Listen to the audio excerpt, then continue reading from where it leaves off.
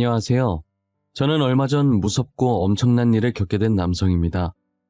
한때는 청춘 드라마에 있을 법한 소년처럼 평범한 인생을 살던 저였으나 한 사람으로 인해 제 인생은 완전히 공포영화가 되어버렸어요. 왜 하필 저 같은 사람한테 이런 일이 생겼는지 모르겠지만 사람을 잘 믿던 제게 하늘이 교훈을 알려주는 것이라고 생각하고 있어요. 저를 이렇게까지 질리게 만든 것은 다름 아닌 얼마 전 이혼한 저의 아내인데요. 저는 지금부터 공포영화 같은 제 이야기를 여러분들께 들려드리려고 합니다. 저와 아내는 첫 만남부터 청춘 드라마 버금갈 만큼 로맨틱했어요. 제가 갓 대학생이 되던 무렵이었는데 평소 사진 찍는 것을 좋아해서 사진 동아리에 들어갔어요. 저는 사람을 찍는 것보다 풍경 사진을 찍는 것을 즐겼었죠. 하늘도 찍었다가 꽃도 찍었다가 길거리도 찍었다가 여러 가지 각도로 다양한 것을 찍었어요. 고개를 돌렸더니 핑크 뮬리가 이쁘게 폈길래 찍어서 액자로 걸어두면 좋겠다는 생각에 카메라를 들어서 초점을 맞추고 있었어요. 그런데 바람이 일렁이면서 뮬리가 흩날리더니 그 사이로 한 여자가 보이더라고요. 저는 뭔가에 홀린 듯한 느낌을 받았고 카메라를 천천히 내려서 그 여자를 쳐다봤어요. 한동안은 멍하니 계속 그러고 쳐다보게 되더라고요. 그러다 여자가 머리를 흩날리면서 제 쪽을 쳐다봤고 저는 눈이 마주치자마자 뒤돌아버렸어요. 심호흡을 한 번 하고 다시 여자가 있던 쪽을 쳐다봤는데 이미 여자는 사라진 뒤였어요. 전화번호라도 물어볼 걸, 아니 말이라도 한번 걸어볼 걸 싶었죠. 집에 와서도 계속 그 여자가 생각났고 말 걸어보지 못한 걸 후회했어요. 그 동네 사람인지 다른 지역에서 놀러온 사람인지 알 수 없기 때문에 다시는 못 만나게 될 줄 알았어요.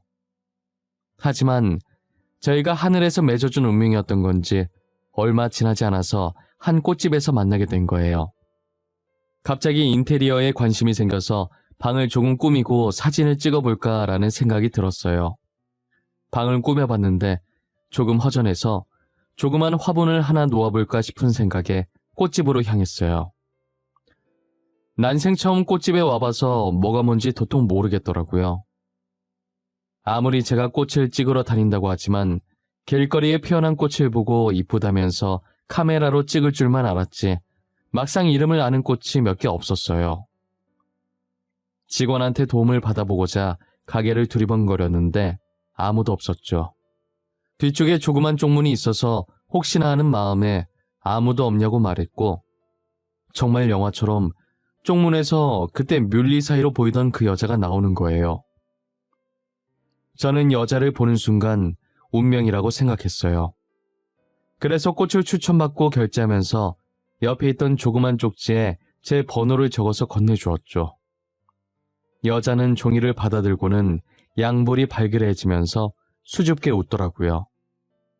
사실 제 번호를 주면서도 기대는 안 하고 있었는데 꽃집 마감 시간에 그녀에게서 연락이 왔더라고요. 몇 번 이야기 주고받다가 제가 그때 뮬리밭에서 본 적 있다고 이야기를 했어요. 저 사실 얼마 전에 다른 동네에서 수연 씨 본 적 있어요. 수연 씨도 저를 봤을지는 모르겠지만 저는 똑똑히 기억해요. 그때 뮬리밭에 있던 수연 씨를요. 진짜요? 저 며칠 전에 뮬리밭 간 적 있는데 아 설마 혹시 저랑 눈 마주치고 바로 뒤도셨던 그분이세요? 손에 카메라 들고 계시던... 네 맞아요. 기억하시네요? 이거 뭔가 기분이 살짝 이상하네요. 수연 씨가 기억하고 계실 줄은 진짜 상상도 못했거든요. 하늘도 찍고 길거리도 찍고 막 그러시던데 사진 찍는 모습이 멋있었어요. 저는 카메라도 잘 모르고 사진도 잘 못 찍어서 그런지 대영 씨의 그런 모습이 너무 멋있었어요. 제가 그녀를 봤다고 하자 그녀는 놀라면서 그때 그 사람이 저였냐고 하더라고요. 사실 그녀도 제가 사진 찍고 있는 모습을 봤었다고 하면서요. 집중하는 모습이 멋있어서 번호 물어보고 싶었는데 뮬리밭에서 제가 시선을 피하길래 관심 없는 줄 알고 그냥 지나쳤다고 하더라고요. 어떻게 이런 운명이 있냐며 둘이서 엄청 신기했어요. 만날 사람은 만나게 되어 있다더니 그게 저희 둘인 것 같다면서 신나 있었죠. 그녀는 제가 꽃을 샀던 곳에서 일하는 아르바이트생이었어요. 저랑 동갑에 원래라면 저처럼 대학을 다니고 있어야 하는데 집안 형편이 어려워서 휴학하고 아르바이트를 하고 있다고 하더라고요. 아직은 둘 다 대학생 신분이니 집안 형편 따위는 전혀 신경 쓰이지 않았어요. 저는 그녀가 열심히 살려고 노력하는 모습이 오히려 보기 좋았고 더 매력적으로 느껴졌죠. 몇 번 만나다가 더 이상은 마음을 숨길 수 없어서 고백을 했고 그녀는 왜 이제서야 고백하냐며 제 고백을 받아주면서 본격적으로 연인으로 만나기 시작했어요. 저희는 6년이란 시간을 만났고 그 사이 저는 군대도 갔다 오고 대학도 졸업해서 취준생이었죠. 대기업을 목표로 준비하고 있었고 취직만 하게 되면 여자친구와 바로 결혼을 하고 싶었어요. 여자친구는 여전히 그 꽃집에서 아르바이트를 하고 있었어요. 재학과 휴학, 그리고 아르바이트를 꾸준히 병행하고 있었죠. 스트레스 받고 힘들만도 한데 늘 저를 먼저 위해주고 챙겨주는 착한 여자친구였어요. 그래도 제가 학교 다니면서 학점 관리도 열심히 하고 필요한 자격증들도 미리 다 따놓았어서 다른 친구들보다는 비교적 빠르게 취업에 성공했어요. 사실 저희 아버지께서 사업을 하셔서 저는 다른 회사에 가지 않고 저희 아버지 뒤를 잇고 싶었어요. 하지만 아버지께서 제가 자신의 사업을 이어받는 걸 원치 않으셔서 저는 대기업에 취직을 한 것이죠. 자신이 사업을 해보면서 회사를 지키는 것이 얼마나 힘들고 어려운 것인지 잘 알기 때문에 아들만큼은 자신과 똑같이 힘든 짐을 안고 살지 말고 편하게 살았으면 하는 마음이신 거예요. 저는 취업 후 반년 정도 다니다가 어느 정도 일이 손에 익으면서 익숙해졌고 얼추 자리도 잡은 것 같아서 여자친구에게 프로포즈를 했어요. 수연아, 우리 만난 지도 6년 반이나 됐고 이제 나도 대기업에 취업했으니까 더 이상 연애는 그만하고 우리 결혼하자. 나 진짜 진지하게 생각하고 말하는 거야. 있잖아. 너무 고마워. 진짜 너무 고마운데 나는 아직 준비가 안 됐어. 대학교도 졸업 못했고 아직 번듯한 직장도 없이 아르바이트나 하고 있고 돈은 내가 벌면 되는데 그게 뭐가 중요해. 나는 너가 아르바이트 해도 상관없어. 정말 단지 그 이유 때문에 안 받아주는 거야? 내가 싫어진 게 아니라면 뭐든 괜찮아. 그러니까 우리 결혼하자. 대영아, 미안하고 고마워. 이런 나지만 괜찮다고 해줘서 받아줘서 너무 고마워. 앞으로 내가 더 잘할게. 너를 위해서 살게. 네 말대로 우리 결혼하자. 여자친구는 아직 자신이 대학 졸업도 못했고 아르바이트생 신분이라 능력이 없다는 게 마음에 걸렸는지 처음엔 미안하다고 하면서 제 프로포즈를 못 받아주겠다고 하는 거예요. 하지만 저는 대기업에 취업을 했고 안정적인 월급에 회사에서 인정도 받고 있어서 여자친구쯤은 거뜬하게 먹여 살릴 자신이 있었어요.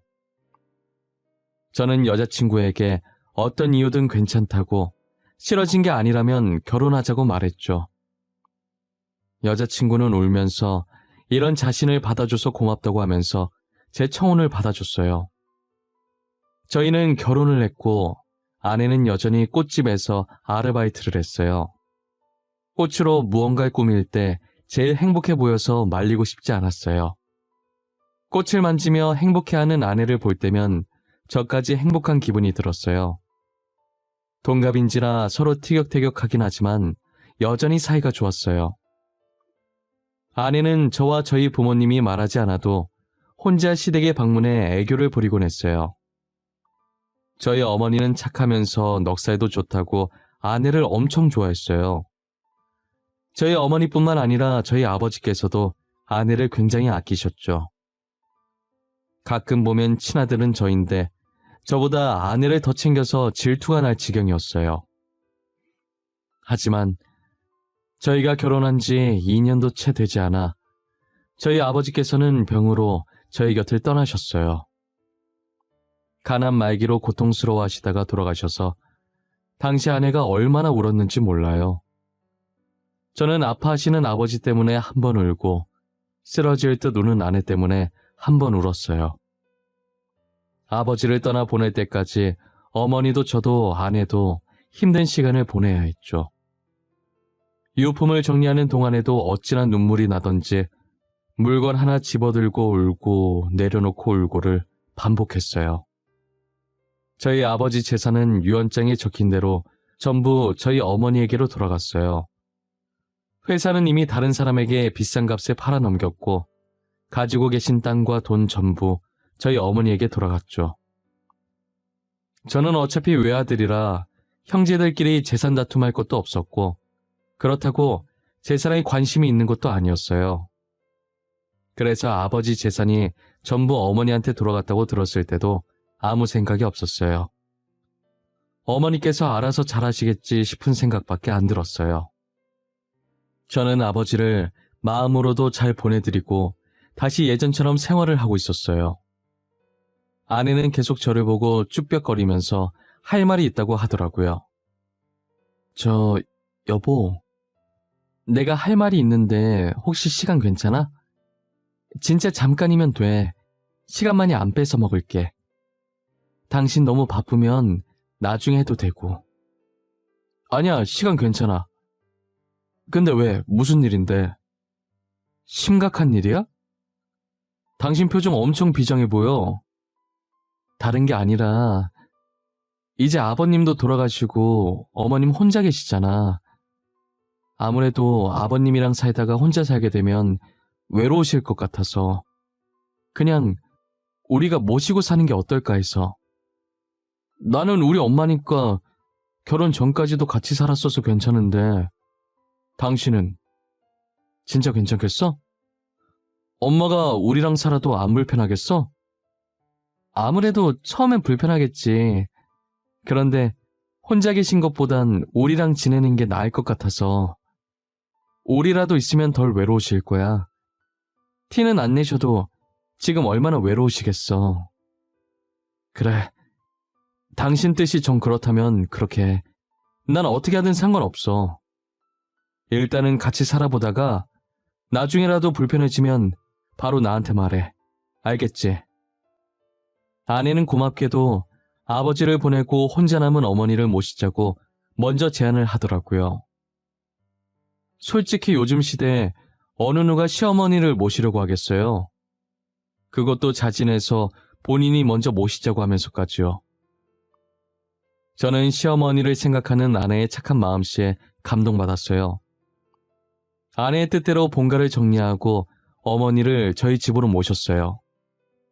처음엔 어머니가 싫다고 하셨지만 아내가 같이 살자고 계속 조르니 두 손 두 발 다 들고 오신 거예요. 어머니는 저희와 살면서 잃었던 웃음도 다시 되찾으시고 아내는 어머니를 친엄마처럼 살뜰히 보살폈어요. 늘 어머니께서 저보고 어디서 이런 며느리를 데리고 왔냐면서 칭찬을 하셨죠. 그렇게 계속 잘 지내주면 좋으련만 몇 개월이 채 지나지 않아서 저희 집은 흔들리기 시작했어요. 어머니께서 계속 알 수 없는 말을 제게 하시는 거예요. 태영아, 나 너무 무서워. 나 나갈래. 여기서 나가게 해줘, 응? 태영아, 어미 좀 살려다오. 나는 죽고 싶지 않다. 나는 아직도 살고 싶어. 엄마 왜 그래요? 저 좀 봐봐요, 네? 제 눈 좀 보라고요. 무슨 일이에요? 도대체 무슨 일이길래 이렇게 몸을 떨고. 나 여기서 꺼내다오. 나 이렇게 죽고 싶지 않아. 수연이가 날 죽이려고 해. 태영아, 나 너무 무서워. 난 나가게 해다오. 다시 우리 집으로 보내다오. 어? 그게 무슨 말이에요? 알아듣게 좀 얘기해요. 수연이가 뭘 어쨌다고요? 도대체 수연이가 엄마를 왜 죽이려고 해요? 악몽이라도 꾼 거예요?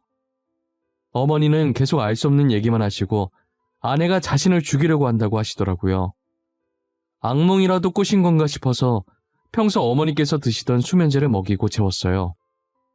저희 아버지가 돌아가신 뒤로 잠을 못 주무셔서 병원에서 처방받은 약이었죠.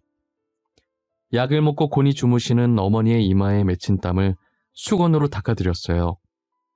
저는 단순 악몽으로 생각하고 아내에게 따로 어머니 얘기를 하지 않았어요. 그런데 날이 갈수록 어머니의 증세가 심각해져 가더라고요. 심할 때는 구석에 가서 웅크리고 있길래 다가가 보면 두려움에 온몸을 떨고 계셨어요. 왜 그러냐고 물어도 아내가 자신을 죽이려고 한다고 자기 보고 죽으라고 했다는 말만 반복하셨죠. 저는 아내가 평소 어떤 사람인지 잘 알기에 어머니가 계속 같은 말을 하셔도 믿지 않았어요. 오히려 어머니한테 무슨 문제가 있나 생각이 들었죠. 혹시나 하는 마음에 어머니를 모시고 병원으로 데리고 갔어요. 그리고 각종 검사를 마쳤고 다행히 건강상의 문제는 없었고 다만 치매 초기 진단을 받게 되었죠. 다행인 건 그나마 진행 속도가 느려서 약만 잘 챙겨 먹으면 문제가 없다고 하시더라고요. 아직 어머니 나이면 젊은 편인데 벌써 치매 판정을 받아서 당황스러웠어요. 그리고 그동안 아내가 자신을 죽이라고 했다는 말도 치매 증상 중 하나였나 싶은 생각이 들었죠. 아내가 쉬는 날도 없이 꽃집 알바를 했었는데 사장님이 사정상 꽃집을 팔아버려서 일을 그만뒀다더라고요. 그동안 일 열심히 했으니 이왕 이렇게 된 거 휴가라고 생각하고 조금 쉬라고 했어요. 아내는 간만에 쉰다는 생각에 친구들과 주말 여행 계획을 세우고 있더라고요. 한창 계획을 세우다 어머니 걱정을 하길래 제가 보살피겠다고 안심시켰어요.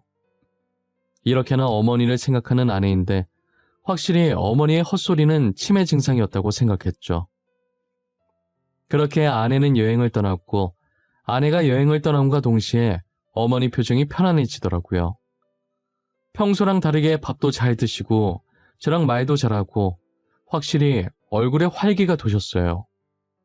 그런데 아내가 집으로 돌아온 날부터 다시 불안 증세가 생기시더라고요. 이쯤 되니 아내와 어머니 사이에 무슨 일이 있긴 있었을 거라는 생각이 들었어요. 저는 아내에게 자세하게 말하진 않고 그냥 어머니랑 싸웠냐고 물어봤어요. 아내는 갑자기 그게 무슨 뚱딴지 같은 소리냐며 어머니랑 싸운 적이 없다고 하더라고요. 하지만 아내의 표정은 제 질문에 어이없다기보다 당황스러움으로 가득 차 있었죠. 아니면 됐다고 말했지만 아내 표정만 봐도 확실히 무슨 일이 있었다는 걸 알 수 있었죠. 저는 아내 없을 때 어머니 방에 들어가서 정확하게 둘 사이에 있었던 일을 뭔지 물어봤어요. 엄마, 지금 수연이 없어요. 도대체 둘이 무슨 일이 있었던 거예요? 저한테 차근차근 말해보세요. 엄마가 말하셔야 제가 도와드릴 수 있어요. 수연이가 나를 죽이려고 했어. 너가 없을 때 이상한 음식을 자꾸 건네. 그리고 자꾸 내 귀에 대고 속삭여. 죽으라고. 죽일 거라고. 그게 진짜예요? 수연이 절대 그럴 애 아닌데. 엄마도 잘 아시잖아요. 수연이가 어떤 앤지. 너가 알고 있는 수연이 그거 진짜 수연이 아니야. 다 연기야. 너도 속지 마. 알겠어? 이 에이미 꼴 나기 전에 너라도 정신 똑바로 차리고 살아야 해. 어머니의 말을 들은 저는 충격을 받지 않을 수가 없었어요. 어머니 주장에 의하면 아내는 매일같이 어머니 귀에 죽으라고 저주하듯 속삭이고 정말 말도 안 되는 행동들을 어머니께 한다는 거예요. 증거가 없어서 확실히 믿을 수는 없었지만 어머니 상태가 점점 심각해져서 뭔 일이 날 것 같다는 걱정에 아무도 없을 때 제가 어머니 방에만 홈캠을 달아놨어요. 그리고 저는 약속 있는 척 집을 비우고 어머니와 아내의 단둘만 남게 했죠. 나오자마자 곧장 주차장으로 가서 차에 올라탄 뒤 노트북을 켜고 홈캠과 연결했어요. 저는 홈캠으로 본 어머니와 아내의 모습에 경악을 할 수밖에 없었어요. 아내가 방으로 들어와서 저한테 자기 얘기했냐며 소리 지르고 난리가 난 거예요. 어머니는 무서움에 구석으로 가서 몸을 웅크리고 계셨죠. 이 노친네가 미쳤나? 죽으라고. 왜 안 죽어? 내가 죽으라고 했잖아. 죽는 게 그렇게 어려워? 아가, 내가 잘못했다. 제발 한 번만 받아워. 다시는 대영이에게 말 안 하마. 나 진짜 별말 안 했어. 진짜야. 믿어다오. 이미 말해놓고 뭘 말 안 했다는 거야. 그나저나 돈 어디다 숨겼어? 니년 남편이 남긴 재산들 다 어디 갔냐고. 도대체 어디에다 꽁꽁 숨겨놨길래 몇 날 며칠을 뒤져도 안 나오는 거야. 제발 그것만은 건들지 말거라. 내가 이렇게 부탁하마. 나한테 막해도 좋아. 하지만 그 돈만큼은 건들지 말아다오. 우리 남편이 힘들게 모은 재산이란 말이다. 니년 치매라며. 나중에 어디다 숨겼는지 기억도 못하는 거 아니야? 그 전에 당장 내놔. 알겠어? 아, 잠깐만. 이 시간에 누가 전화를... 자기야. 홈캠 속에 찍힌 아내의 모습은 정말 그동안 제가 알던 사람이 아니었어요. 화면 속 아내는 어머니께 반말에 폭언을 퍼붓는 것도 모자라 물건도 집어 던지며 포악한 모습을 보였어요. 게다가 시어머니 앞에서 내연남으로 보이는 사람과 통화도 서슴지 않게 했죠. 어머니는 익숙한 일인지 바로 앞에서 며느리가 아들 두고 다른 남자랑 통화하는데 놀라지도 않더라고요. 이제야 어머니의 말들이 하나씩 이해가기 시작했고 혼자서 힘들었을 어머니한테 너무 죄송했어요. 저는 홈캠을 번호로 아내가 외도를 했다는 확실한 증거를 찾기 시작했어요. 홈캠엔 스피커폰으로 한 게 아니라서 남자 목소리가 들리지 않았고 장난으로 친구끼리 자기야라고 했다고 아내가 우길 수도 있기 때문에 상대가 남자라는 증거를 찾아야겠다는 생각을 했어요. 아직도 아내의 행동이 믿기지 않았고 다른 사람도 아니고 저희 어머니한테 그랬다는 사실에 화가 났어요. 어떻게 외도 증거를 잡아야 할까 생각하다가 호텔 숙박권을 아내에게 선물로 줬어요. 여보, 내가 호텔 숙박권이 생겼거든? 근데 이번에 중요한 프로젝트를 맡게 돼서 기간 안에 못 갈 것 같아. 당신이 나 대신 갔다 올래? 2인권이라 친구랑 놀러 갔다 오면 되겠네. 진짜? 당신이 나한테 주면 나야 고맙게 갔다 오지. 근데 이거 내가 대신 써도 되는 거야? 여기 비싼 호텔이잖아. 나만 가긴 좀 미안한데? 아니야, 괜찮아. 못 가서 버리는 것보단 누구라도 대신 가는 게 더 낫지. 당신이 친구랑 놀러 갔다 와. 여기 조식도 되게 맛있대.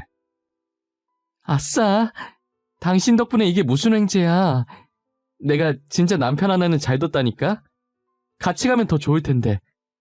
대신 내가 당신 목까지 재밌게 놀고 재밌게 먹고 올게.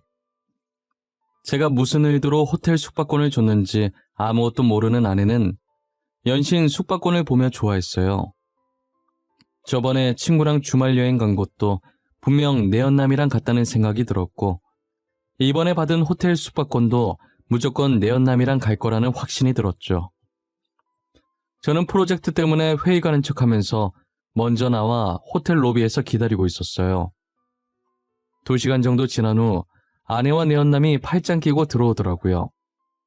1초라도 놓칠세라 입구에서 두 사람이 보이자마자 곧바로 카메라를 들고 그 둘을 몰래 찍었어요. 어머니한테는 그렇게 못되게 해놓고 내연남이랑은 하하호호 웃는 게 사이코패스 같았죠. 저는 마스터키를 들고 그들이 들어간 객실 입구에 서 있었어요. 아내가 모르는 게 하나 있었는데 그 호텔은 아버지 지인께서 운영하시는 호텔이었어요. 아버지께서 살아생전 인맥 관리를 잘하셔서 아직도 저와 연락하시는 분들이 많았어요. 제가 삼촌이라고 부를 정도로 친한 사이인 아버지 지인이 운영하는 호텔이라 어디 내놓기 부끄러운 가정사지만 대충 설명드리고 객실 마스터키를 받아냈죠. 문 앞에 서 있는데 두 사람의 비음 섞인 목소리가 새어나오더라고요. 마음 같아서 문을 부수고 들어가고 싶었지만 참았어요. 저는 한 손엔 카메라를 들고 한 손엔 마스터키로 재빨리 문을 열었죠. 들어가자마자 카메라를 들이밀었고 화면엔 그들이 애정행각 중이던 게 적나라하게 담겼죠. 두 사람은 저를 발견하고 이불 속으로 급하게 들어가더라고요. 이렇게 대놓고 들켜버리니 아내는 해명도 하지 못하고 울기만 하더라고요. 저는 카메라를 내리고 아내에게 말했어요. 지금 울고 싶은 사람이 누군데 우는 거야? 당신, 어떻게 나를 속이고 이 짓거리를 할 수가 있어? 도대체 지금 이게 뭐냐고! 당신 정말 제정신이야? 여보, 내가 잘못했어. 일단 화내지 말고 진정 좀 해봐. 내가 다 설명할게, 어? 처음부터 다 설명할게. 이게 어떻게 된 거냐면 말이야. 야, 더러운 입 닥쳐. 듣고 싶지 않으니까. 그리고 뭐? 화내지 말고 진정을 해? 네가 내 입장이면 진정할 수 있겠어?